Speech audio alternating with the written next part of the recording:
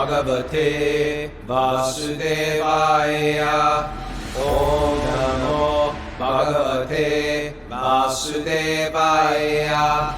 Om Namo Bhagavate Vasudevaya.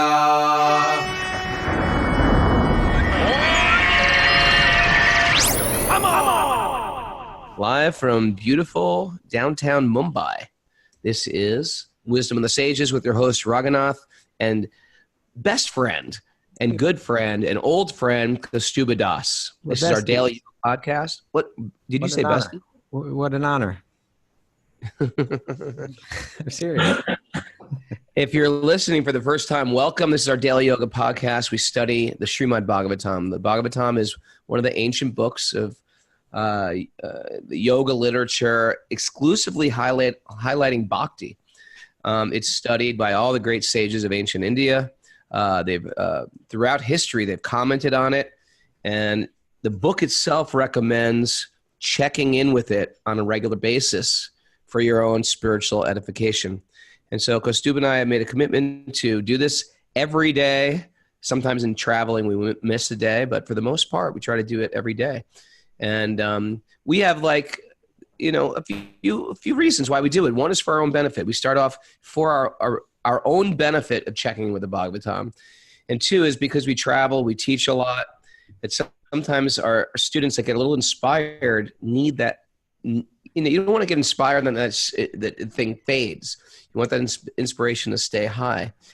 So for the students, we do it as well. Another thing I do it for is a lot of the fans of Shelter, my old band we were in my old days. I was in a punk rock band, hardcore punk rock band, and it had a spiritual message, and a lot of people got turned on to the spiritual message. As you can see here, Mohan was from that scene, sure, and a bunch of you guys. I even met two hardcore Bombay guys at the temple yesterday during the Flower Festival. Mumbai-born hardcore fans. Mumbai hardcore fans, they're out there. Isn't that strange? We got Bhakti Louie on the show here. Bhakti Louie, that's quite unbelievable that there's hardcore fans in Bombay. What do you think about that, Louie? Louie is the genesis of the hardcore spiritual bhakti. He was. Louie, you want to say something here? If you don't humble know me all the time. I'm just humbled every time you bring my name up on this format. I'm just humbled. Well, first and foremost, I want to offer my obeisance and let you know that I am your humble servant. And how could I serve you, Prabhu? I'm just happy to showcase your beauty, because we all get tipped off from good things in our life from other people.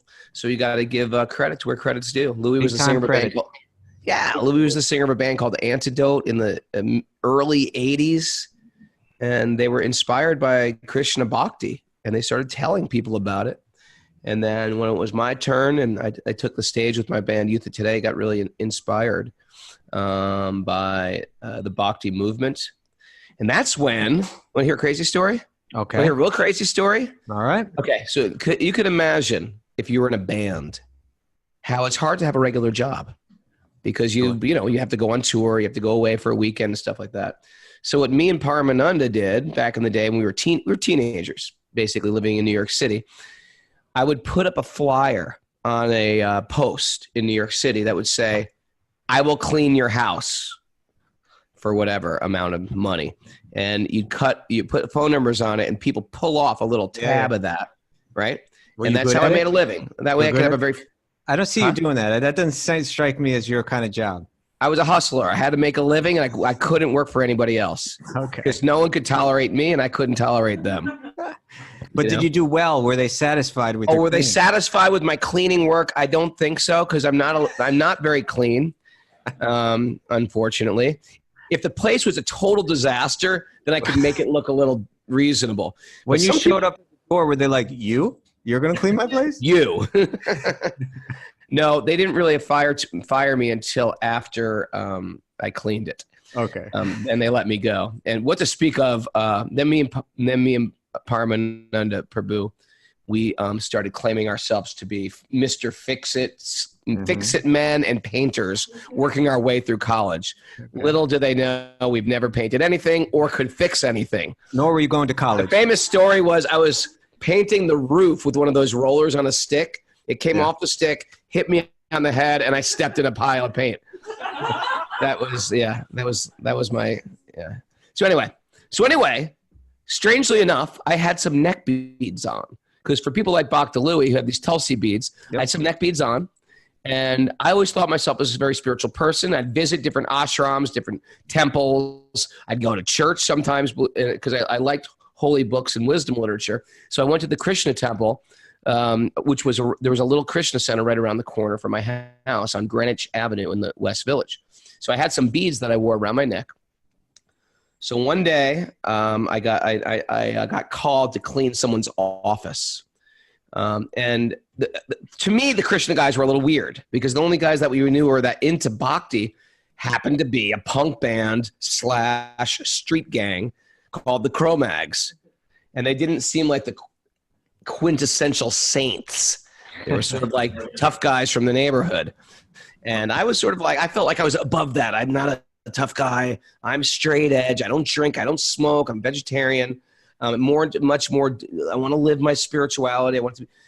But those guys, like Louis, were like the genesis of all this stuff. Sure. So anyway, I went and knocked on the door, and that's where by the way, Kaustubha's from this scene too. Don't let him fool you with all his deep Vedic wisdom. We're all from the gutters here. Any wisdom I got, that's where I originally got it from. Was these guys?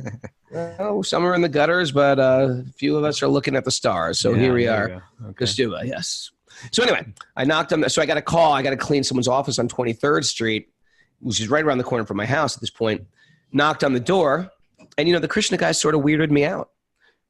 Truthfully, the people, the Hare Krishna monks that I would see in New York City. Why? Just robes. It looked a little weird. Looked a little culty. Sure. I was sort of like, it was before the internet. I didn't realize that robes were just part of a whole nother culture in the same way kimonos are part of a culture of Japan. I didn't get that. So if I saw a white guy let's face it, Krishnas in New York, they don't necessarily wear the robes like they're supposed to wear them. They'll wear like a robe. They'll wear long johns. They'll wear like crazy boots or something with their shoes.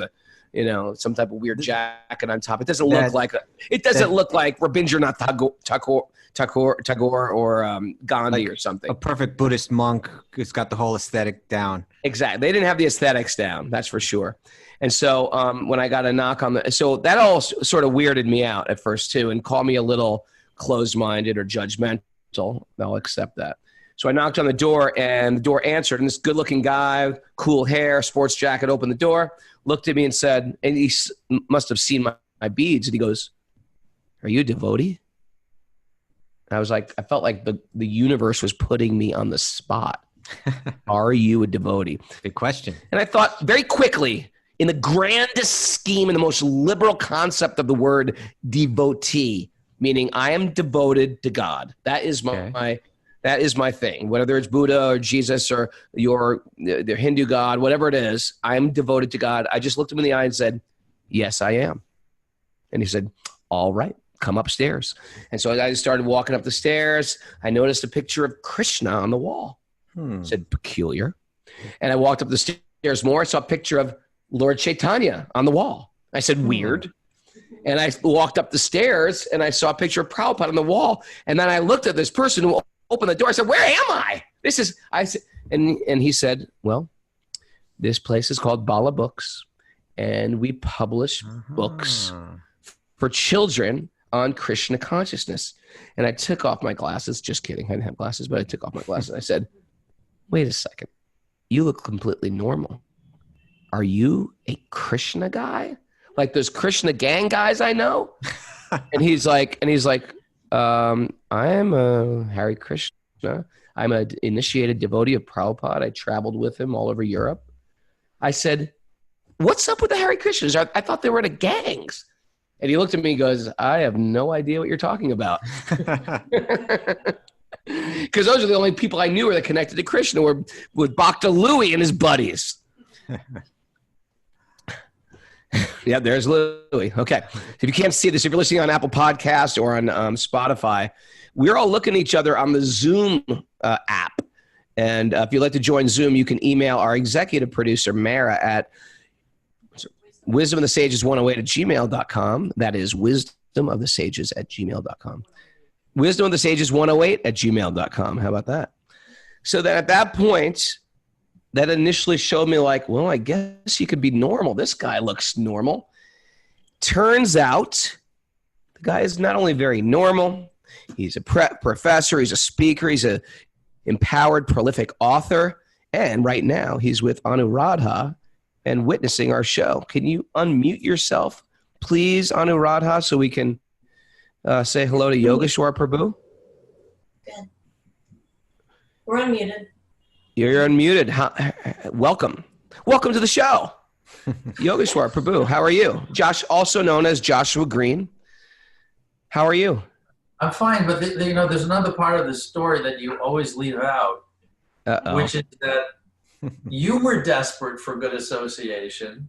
I was desperate for good association. And when I met this young man who seemed healthy and had a decent sense of humor and an interest in Krishna consciousness, I wanted to keep you around as much as possible. So after you would leave, I would take the garbage can and spread dirt around the apartment so that you'd have to come back again very soon to clean the apartment again. And he is very kind. Yeah. You are being very gracious, Prabhu. You told me once, and maybe you could, because I retell the story, but I'm famous for retelling stories wrong. Your first meeting of Krishna devotees was at the London temple. Is that correct? Well, the very first devotee was in Paris, where I was a student at the Sorbonne. I was Umapati, and became Umapati Swami. And then he said, you've got to go to London. Our spiritual master is there. That was December of 1969. Wow. Most of your listeners were, in their last lifetime still. Yeah. I was 3. So, and was it on that first day in London that George Harrison was recording them making a record?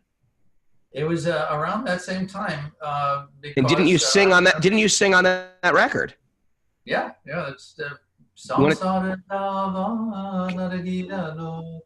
That's him. He's the Nicole from Germany's here, and she's saying that's my favorite song.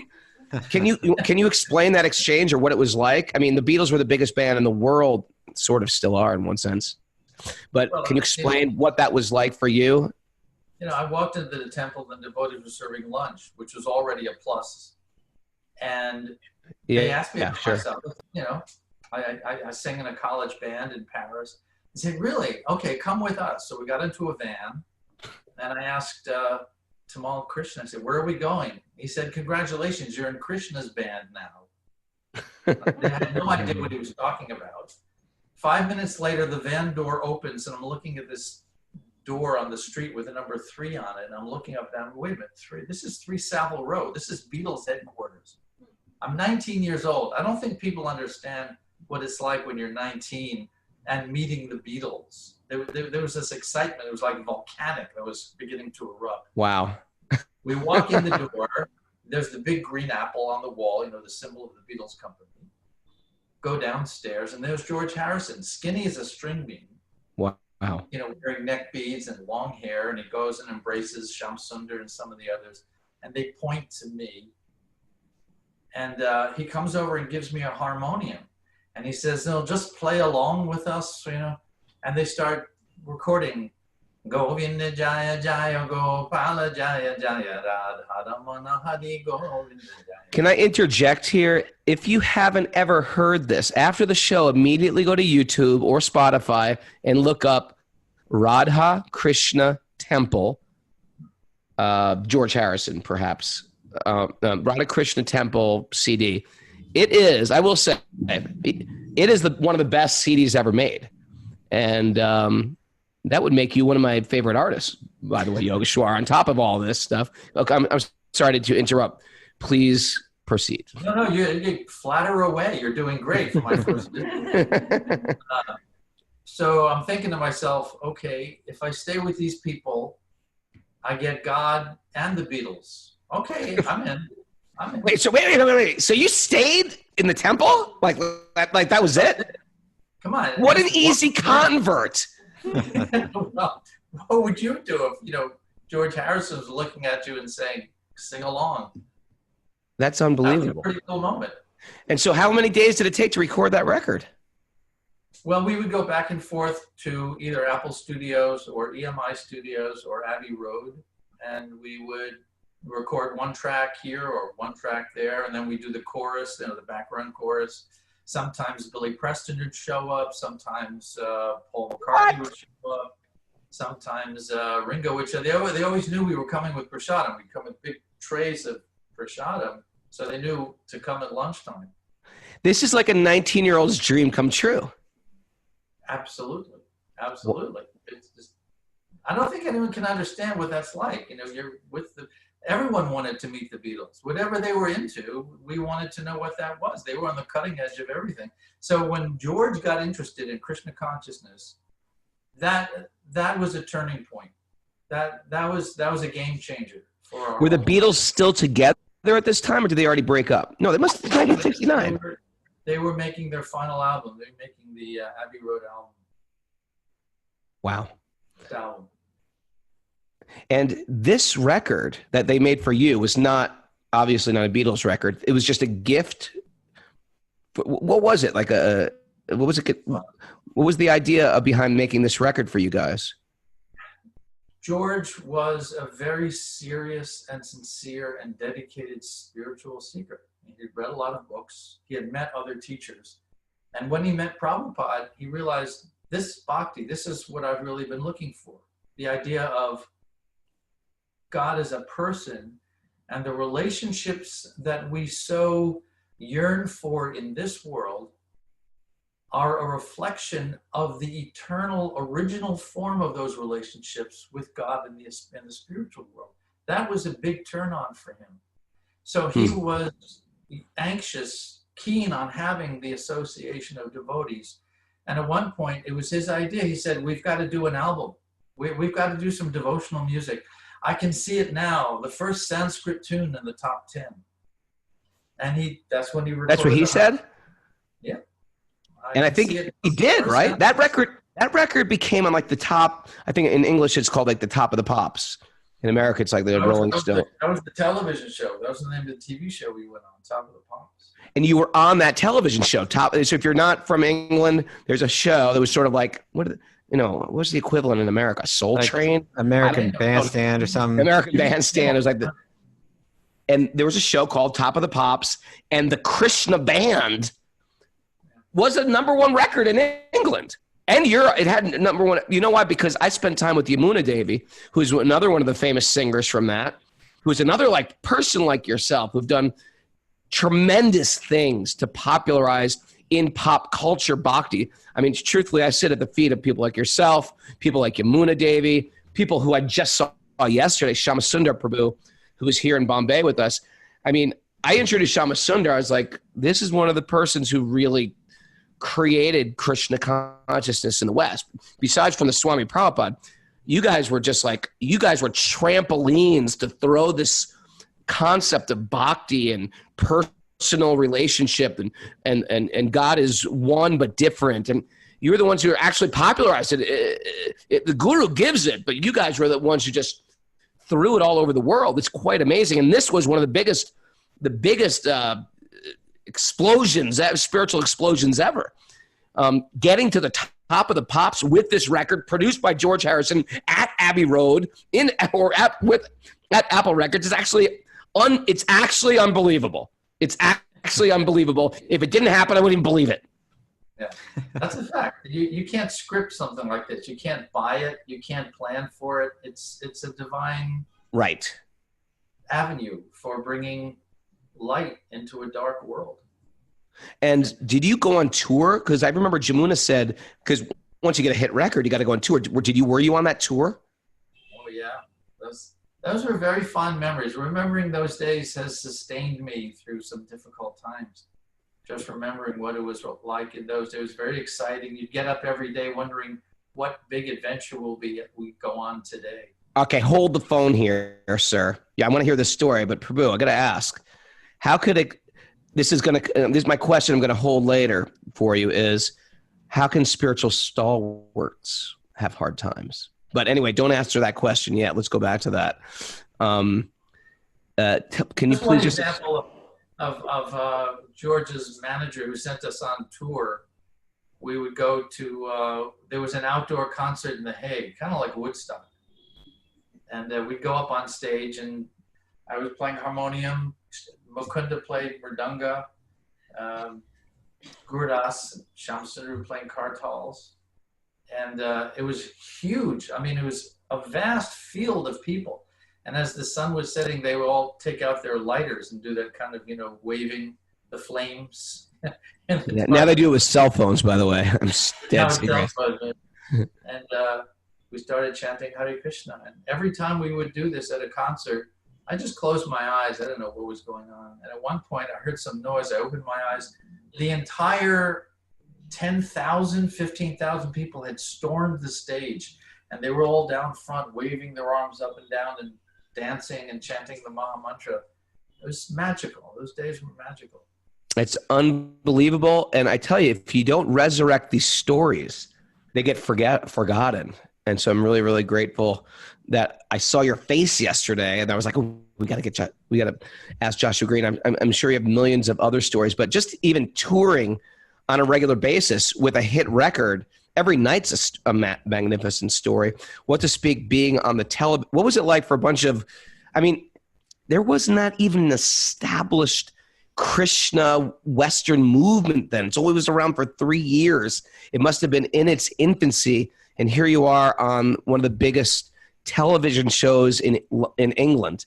And by the way, England is one of two places, truthfully, like no one gives a crap about, sorry about this Germans, but German pop music. No one cares. Russian pop music. Nobody cares. Thailand pop music. Nobody cares.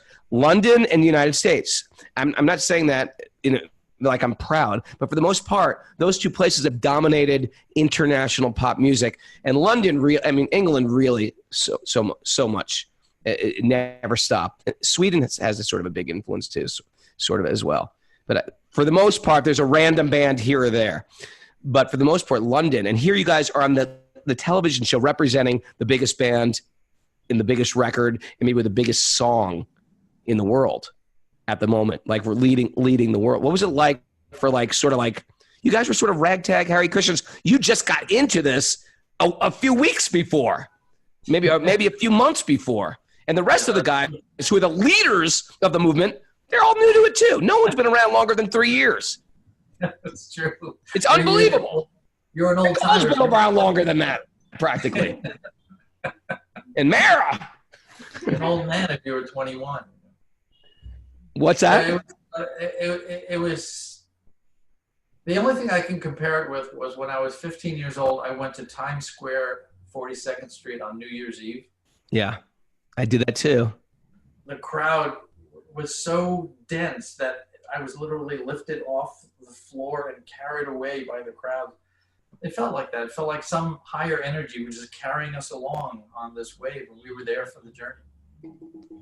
Very exciting. Very exciting stuff. But listen, I'm here to listen to you. I came to join today so that I could hear you and Kaustubha.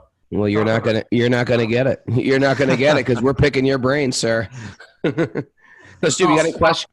You got any questions for the master? No. I'm just very happy to hear too. It is an amazing story, and we should mention that his books so that people are aware of them. Yeah. Now, one that I've used many times in our teacher trainings is his Bhagavad Gita summary. Would you like to share that about that book, Prabhu?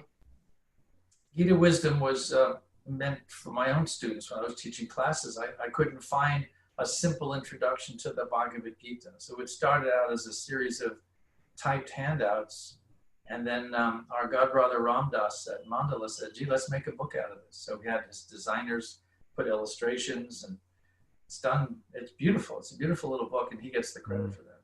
Gita Wisdom, that's called, by Joshua Greene. He uses his birth name and not his second birth name, which is Yogeshvara.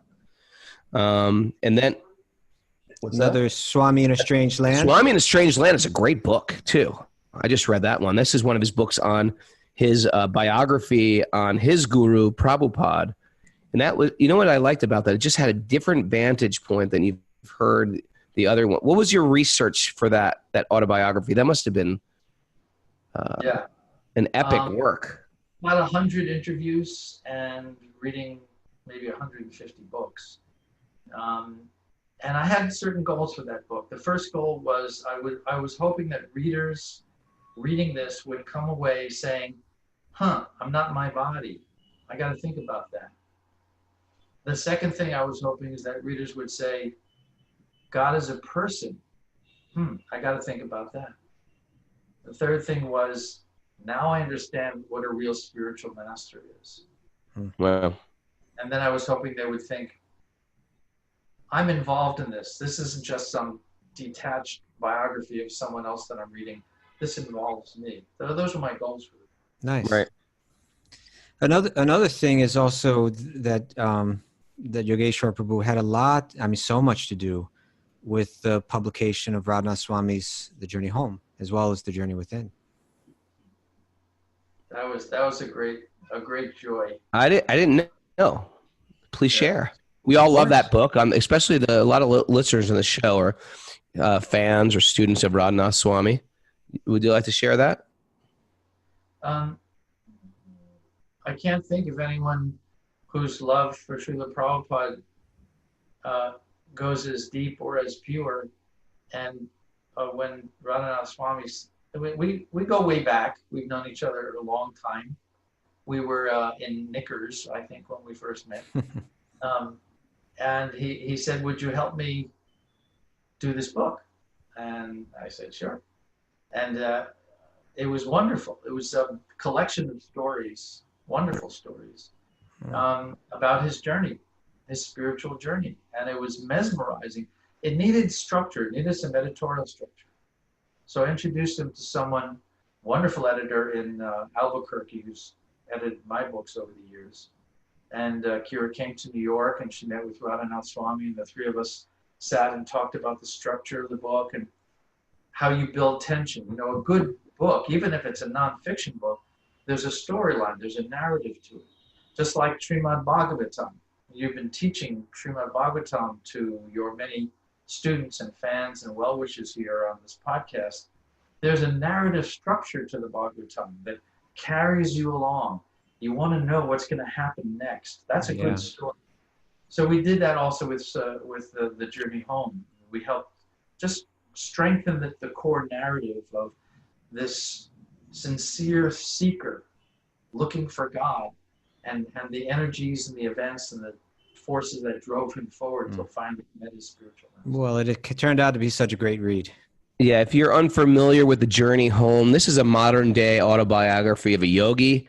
Spiritual classic. Modern spiritual classic. It's a spiritual classic. I mean, two guys hitchhike around Europe looking for God. Come on. Looking for God. They end up in Crete, the island of Crete, meditating on privately meditating all day long.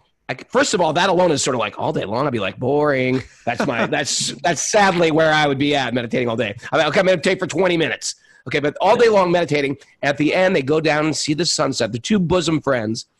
During the sunset, they share their realizations of a day in meditation. After 1 month, Raghunath Swami says he hears a voice. He hears an external voice that says, go to India. And he's so excited to tell his friend. Goes to the beach, and his friend says, you're never going to believe this, but I heard a voice today. Raghunath Swami says, I heard a voice too. What did your voice say? Now, they both came from Jewish families. And his friend said, I heard a voice that said, go to Israel. And Raghunath Swami said, you're kidding. My voice said, go to India. And they basically embraced and went their own ways. It's a fascinating story. And then he hitchhikes to India. Lives in the Himalayas. Turkey, lives with the masters. Iran, Afghanistan. You can't make the story up. Yeah. No. And he loses his life a dozen times. He goes into the most dangerous situations you could ever imagine. Yes. And so the interesting thing is Gary, his friend who was meditating in that cave, we was here last night. We were sitting right next to him last night. And, you almost don't want to believe this story. Ever hear a story so fantastic, you're like, great story, had to be embellished. And I remember the day I met Gary, like about 12 years ago, and he was like, it's all true. It's the all whole true. damn story. The whole damn, that's one of our hashtags here. It's all true. But the whole damn story is true. Yeah, it's an incredible read. If a lot of our listeners have read it already, but if you haven't, it's definitely something you want to check out. Now, Mr. Greene, Professor Greene, one more thing, Raghu, before you go. Just for us Lower East Side guys, Yogeshvara Prabhu grew up on the Lower East Side. He was from East 14th Street, right? If I remember correctly. Is that where you grew up? Where did I grow up? Yes, East 14th Street. That's correct. Right, imagine growing up there in the 50s and the 60s. It's unbelievable. Yeah. It's like our that was before the sheep. Now you can't get in. They're at Zeckendorf. You can't get in now. Yeah. Back then it was a slum dwelling. Yeah. Us and the rats. So then you also wrote another book on George Harrison. Yeah. Anything you want to share about George? The one thing about George is that as long as you approached him as a real human being and wanted to talk about meaningful spiritual topics, he was there for you. He had no problem spending as much time as you want. And he was a warm-hearted, beautiful person. If you came up to him with that little Beatle glint in your eye, like now I'm with a Beatle, right, he would walk the other way. He wouldn't even stop to talk with you. He would recognize. Remember, these guys. It's hard. It would be hard not to. Sure. If there's some, I can't even think of being around somebody that famous. Although I was, you're not going to believe this one, Kaustubha. I was, you won't believe this. I was Cher. Yeah. I was her raw food cook for a while. Her raw food chef. I know her son was. Her son got into Krishna Bhakti, right? Her son was into Raghunath Swami. He was into Shelter. Who's Cher's son's father's name? One from the Parker. Cher's son's father. He was a famous singer. Sonny Bono. No, that was Charity's father. Oh, okay. It was Greg Allman. Greg Allman brothers. This is all very advanced Bhagavatam studies. I don't know from this stuff. Yeah, we're going to get to the Bhagavatam one of these days, but you got a lot of interesting information. But anyway, when you're around someone that famous, it's hard not to have the gleam. Did you have that Beatles gleam in your eye? Did you just sort of like mask it? Did you just try to be cool about it? How'd you pull that off? In London, who are the most wonderful people in the world. It's why I became a devotee, is thanks to them, because they were such wonderful, good friends and caring people. They made it clear that Srila Prabhupada explained to us, when you deal with someone as important as George Harrison, don't ask him for anything. Don't bother him. Just be his friend. And so it was a policy in those days. We never asked George for any favors. We didn't impose upon him. And it's the nature of loving relationships that it makes you want to do more. If someone is just your friend and they don't ask you for anything, they just love you, it makes you want to become more involved in that relationship. It's actually described by Rupa Goswami. Yeah, I was going to say it's the definition of bhakti, basically. Yeah. And that's what we were doing with George. It's just practicing loving devotion. Nice. Okay, how was John? Yoko. Well, tell us about Yoko. Tell us about Yoko. Don't underestimate John. He could have been a yogi in his previous lifetime for all we know. Nice. John went a different way. He went the peace route. The activism, social activism. That was his path. Right. And but George described that he went to visit John at his apartment in the Dakota. Shortly after he passed away, he went to see Yoko there, and there was a whole pile of Indian music CDs. So he said the India thing must have been an influence on him. He concluded that. But he didn't Swami Prabhupada live with John Lennon? He did. He stayed at his Tittenhurst Manor estate in 1968-69. And unbelievable. It's unbelievable. That is unbelievable. Right? And one quick story from those days, John and Yoko came to see Prabhupada when he was staying with them and asked him if he could arrange it so that in their next lifetime they could be born together. Uh-huh. Prabhupada said... Yoko must have put him up to that. Yeah, I think so. Prabhupada said, that's not my business. That's not what I do. Okay, what did Prabhupada say? I'm sorry. Mara's pushing me. I don't do that. That's not my business. Prabhupada said that. Yeah. You Oh, know, really? they're attached to someone physically or psychologically or emotionally. He like George, Prabhupada didn't want to perpetuate that. The reason George walked away is he didn't want to perpetuate that Maya identity with anyone. He was concerned about their well-being. He wasn't walking away because he was annoyed by it. He was walking away because he didn't want anyone, he didn't want to be a party to perpetuating people's material conceptions of themselves or anyone else. Right. Wow. And that was Prabhupada's answer to John and Yoko as well. Amazing. Well, and that book is called Here Comes the Sun, correct? It is. It is. All right. Anyway, and you wrote a book on the Holocaust. I mean, you're unbelievable what you've done in this life. But what you've done in this life is so impressive. We should all just take a break right now and just sit here and appreciate your contribution. I mean, how much significance you've made your life significant, my friend. If there was going to be this much product placement, I would have come on your show a long time ago. I don't know how far it's going to go, but we're throwing it out there. This is incredible. No, it's incredible. I mean, people need a mission in life. They need a contribution. Our value in this world is not what we have; it's what we give. And you've given so much. There's just like there's actually more. You know, there's like Yamuna's cookbook. He made that book happen. What? Okay, guys. All right. Okay, enough. Let me just mention one thing, if I may, by way of reciprocation. I am in awe of what you guys are doing. I think you're. He's flipping it on us now, Raghu. You see that? Yep, there we go. That's how devotees act. Good devotees never take credit. They don't want to hear credit. That's how you can tell there's a good devotee here. Starting with Bhakti Louie, he's always throwing it back at us. Now Yogeshvara is going to try to do it. This is ridiculous. That's when we bring in the mute button. We cut it off. So many people have said they've come to Krishna consciousness through you. Raghu's amazing. It's true. Amazing. Ask Mara. She'll tell you. She'll tell you. Let's get the uncensored version from Mara. We were all having breakfast yesterday in Yogeshvara, where they gave me upma and 3 things of chutney. Guess what I did with my left elbow? No. If I got my elbow in the chutney, it would be bad. I knocked the whole thing down. So 3 flavors, 3 colors of chutney landed all over my kurta and pants. Okay. That's the Raghu style. That's the Raghu. Well, Raghu, we have 19 minutes for Bhagavatam. Yes. We're going to dive into the Bhagavatam. And Yogeshvara, we are so impressed, so honored that you're here. Great honor. Yeah. And if you please check out his books. You could just Google search Joshua Greene with an E at the end of it. And it's unbelievable. Please hang on and maybe you can share some thoughts about the Bhagavatam too. Yes. Okay, so let's start it. Ready? Yep. Narayanam namaskritya naram shaiva narottamam devim saraswatim vyasam tato jayam mudiraye. Before reciting the Srimad Bhagavatam, which is the very means of conquest, one should offer respectful obeisances unto the personality of Godhead Narayan, unto Narayan Rishi, the supermost human being, unto Mother Saraswati, the goddess of learning, and to Srila Vyasadeva, the author.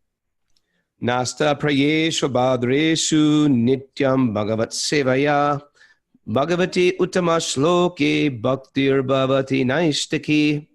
By regular attendance in classes on the Bhagavatam and by rendering service to the pure devotee, all that is troublesome to the heart is almost completely destroyed, and loving service to the personality of Godhead, whose praise with transcendental songs is established as an irrevocable fact.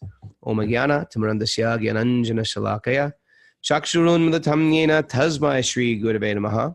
So Yogeshwara Prabhu, if it's okay, I'm going to ask you to stay unmuted, and you can feel free to chime in.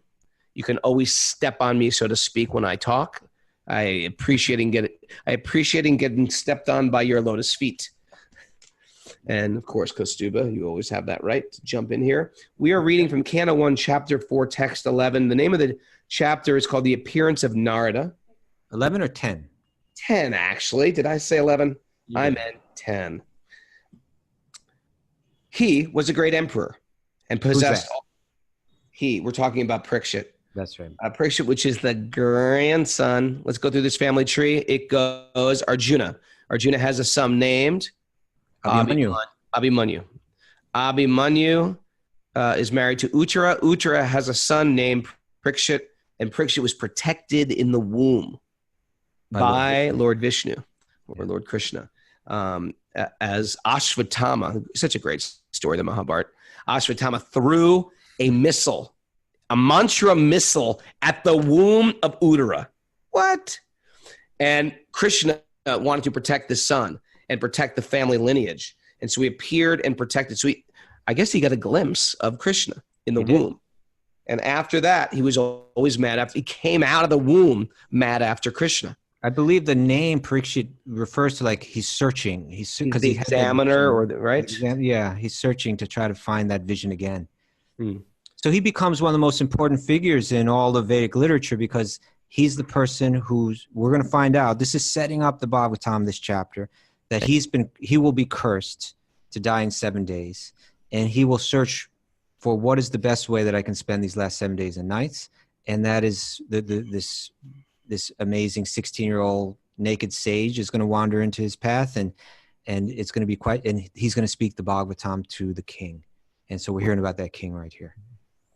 So now we're saying he was a great emperor and possessed all opulences of his acquired kingdom.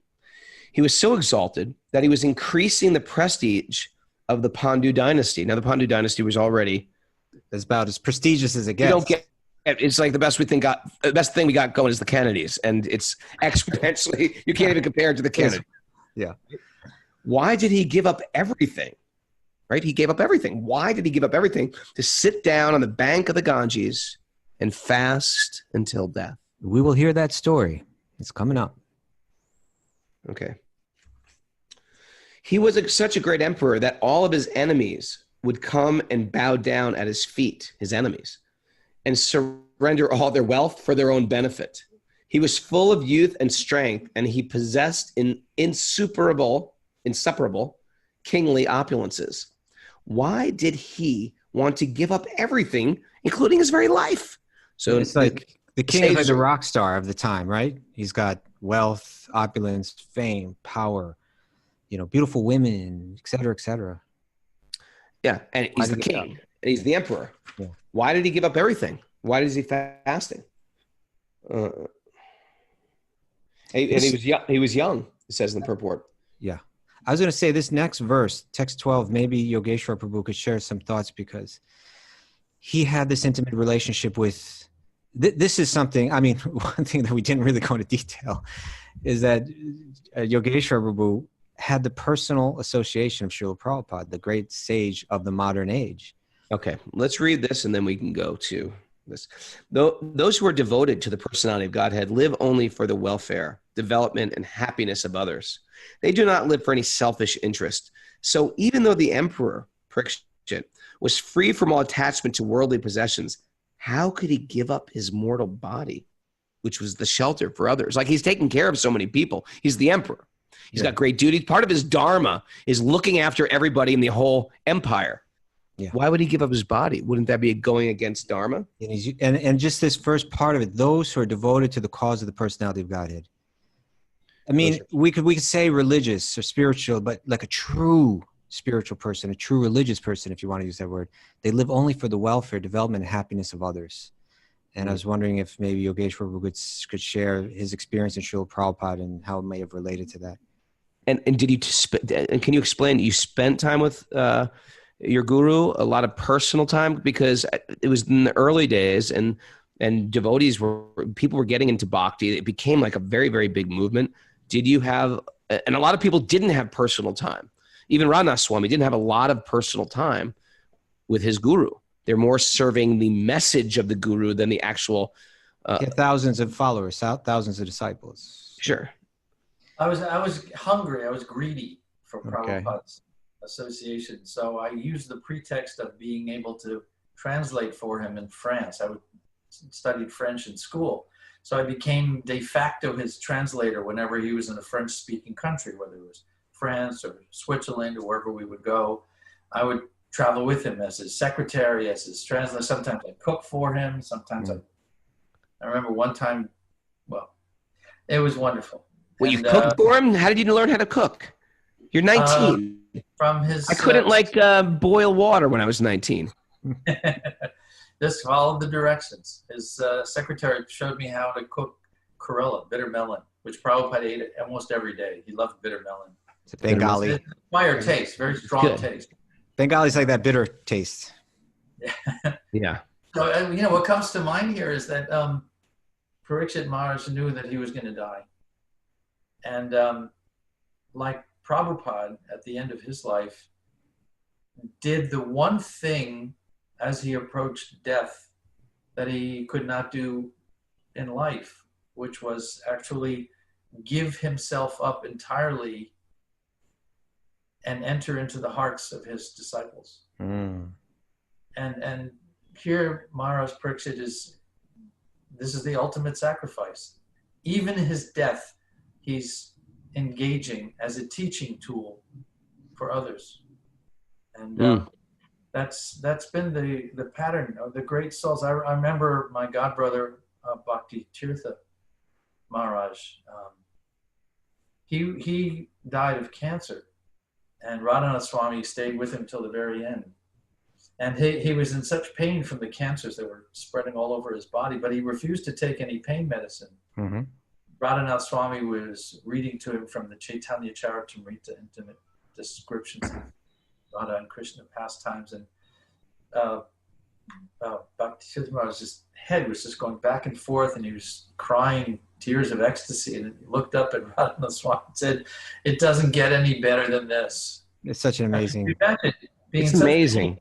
He's dying of cancer, and he's in ecstasy. See, there's nothing better than this. Hearing these pastimes. Okay, I've got a question for you, Mark. Before you continue. Yeah. Just hearing that story, I'm like, I don't want pain in my life. I don't want that. I don't do good when I'm like completely sober, feeling great, in good shape. I don't want to suffer with great amounts of pain and still try to be God conscious. What do I do? Well, I know. Can you not take drugs? Can you not take any type of pain medication if you're in great pain? First of all, I know this is a rhetorical question because you are a very, very elevated devotee and you know the answer, but let's play through. The answer is that we're projecting into a spiritual situation based on our past material experience. You don't like pain based on what you know of pain from the past. You have no idea what spiritual pain feels like. The pain of separation of the gopis is so ecstatic, we can't even imagine the ecstasy that they feel in that condition of pain. When Vasudeva was carrying Krishna across the Yamuna River as a child, and the waves of the river carried the child away from him, he was in such anxiety that his child might die. We have no idea how ecstatic that anxiety was. And that's the big mistake that we make, is if we think that something's going to be painful in spiritual life, so we go away from it, we're denying ourselves the highest ecstasy. Don't go away from something in spiritual life and devotional service because you think it might be painful. There's more joy in that than you could imagine. I understand that pain. I just don't want to be in pain when I die. That's all the pain I'm talking about. I'm scared. Like I still have to chant. I still have to be focused, but I'm being great. I'm just fear of pain. Okay. You're like Woody Allen. He said, "I don't mind dying. I just don't want to be there when it happens." I just want to look good when I die. How's my hair? I want to look spiritual at least. I look spiritual. Yeah. I often, when speaking publicly, I often use that example that you just shared, Prabhu, about Bhakti Tirtha Swami. Because, I define yoga as a practice which empowers one to overcome the obstacle of the mind for the purpose of the self experiencing its own true nature. And I see that example as like, that's where the mind is supposed to be telling you, it just doesn't get any worse than this, right? I have cancer. My body is in complete pain. I have an amputated leg. I'm skin and bones now, totally emaciated. I'm going to die, and everything that's dear to me is about to be ripped away from me. The mind is is programmed at this point to be saying, it just doesn't get any worse than this. But in that state, he had overcome the obstacle of the mind. He was beyond the dictations of the material mind, and he was connected to the true nature of the self, which is by nature blissful. I know. All I'm saying is I don't want to die before I get to that stage. If I get to that stage, that's my biggest fear. I'd rather get wonked on the head with a club or something and just like end it very quickly while reading the Krishna book. Like bonk me out. We can work on that if you want. We could do it in Vrindavan if you want. Just hit me with something. You remind me, you know the difference between a pessimist and an optimist? Yeah. Pessimist says things can't possibly get any worse than this. The optimist says, sure they can. Sure. Just wait. A minute now. So anyway, you got to travel with Prabhupada, though. That's impressive. That's incredible. What haven't you done? I'm trying to figure out what you haven't done with your life. I mean, that's like the most amazing one in my mind. I haven't sung with you on stage. Oh, I haven't done that. You didn't miss anything. Yeah, the Prabhupada one, that trumps that. I mean, Prabhupada, you cooked for Prabhupada? That's pretty impressive. By the way, if you're joining us and if you're new to this is a practice of studying the Srimad Bhagavatam on a regular basis. It gives us some direction in life. It helps us not go down any dark alleys, so to speak, in our life, pitfalls. The book we're reading from, the Srimad Bhagavatam, was translated by A.C. Bhaktivedanta Swami Prabhupada. He popularized this book, and he was the leader of the Western Krishna movement. The Krishna, of course, is, I think according to Wikipedia, 67% of all Indians worship Krishna as their concept of divinity. But Prabhupada was the first one to really bring it to the Western world and popularize it and translate these sort of like, enigmatic texts and not only translate them, but comment on them. And so Yogeshvara is a disciple or student of his at age 19. And I'm finding all this stuff, and I'm finding your life quite fascinating. And maybe I could ask one. Okay, I'm sorry. Go ahead. Go ahead. Oh, I was going to ask, maybe could you share with us? Did you witness Srila Prabhupada translating the Bhagavatam? Yeah, I was there with him in Europe when he would translate. He would translate very early in the morning. Could you describe that for our listeners? I can, but it's a little embarrassing. One morning I made the mistake in Paris. His his quarters were in this one room, and his secretary and I and a couple of other people were sleeping on the other side of the door. I couldn't sleep because Prabhupada was there. So I went up to the keyhole. You mean just like some kind of nervousness or something? Or I mean, how can you sleep when Prabhupada's right there in the next room? So It must have been 2 o'clock in the morning. I got up and quietly walked over to the door and peeked through the keyhole of his door. And I saw him. It was quite dramatic, actually. He had a light that was shining on the back of his head over his shoulder onto the text of the book. He was holding the dictaphone in his hand and dictaphone. That's so old school. Yeah, it worked. So he would hold the phone, dictate a commentary, and then turn it off, then turn it back on again for the next sentence. He must have known that I was there because he put the dictaphone down, took up his beats, and started chanting. Mm-hmm. And I think I have to live with the humiliation of realizing that I may have interrupted Srila Prabhupada's translation of the Srimad Bhagavatam by peeping in on him that one morning. What a vision that must have been, though. Yeah, what a peephole. Yeah, he had 3 commentaries. Yeah, 3 commentaries in front of him. His spiritual master's commentary on Bhagavatam, I think. Vishwanath Chakravarti Thakur, and one other. There were 3 different editions that he had in front of him, and he would read all 3, and then make his own commentary, dictated into this tape, which was then sent to Los Angeles, transliterated, first transcribed, edited, and then very soon the book would come out. That's why he did so many books in his lifetime. It must have been so exciting every time like a new Bhagavatam got published. Like, what's going to happen next? What's going to happen next? Yeah. but that could get you in trouble. In London in the early days, I knew that Yamuna had an early typed manuscript of the Krishna book. Now, for those of your listeners who may not be familiar with Krishna book, these are the most intimate descriptions of God's personal life. From the 10th canto of the Srimad Bhagavatam. Yeah, it's the 10th book. It's where these other cantos that we're reading now are leading us to, is these descriptions of God's inner life, his life with his friends, his family, and the gopis, the women of his village who love him unabashedly. They have no restraint in their love for him. And he has these amazing pastimes, these adventures. So I snuck up to Yamuna's room one day. I'd only been in Krishna consciousness for a few months. And I saw it sitting on her shelf, picked it up, opened it up to just any page. And this is what I read. Okay. Child Krishna climbed up on the giant ogress Putana's chest, sucked her breast, and sucked out her life. You're like, okay. I put the manuscript down on the shelf and walked out of the room backwards, thinking I am in way over my head.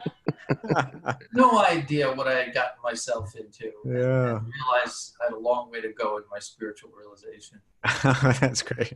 You know, that's another great figure. She passed away, Yamuna, but someone we need to talk about a little bit at some point too.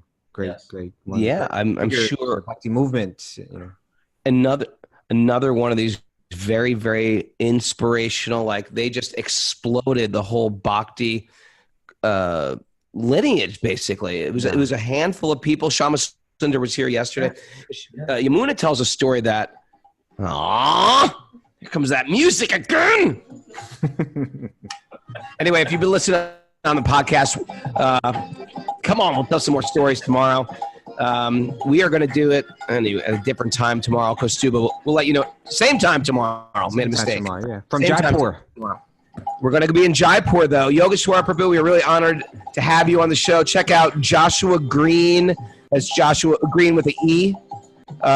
.info to check out his website and his books that he wrote. Always grateful for you, and you're always welcome. How about that? You've got an open invitation.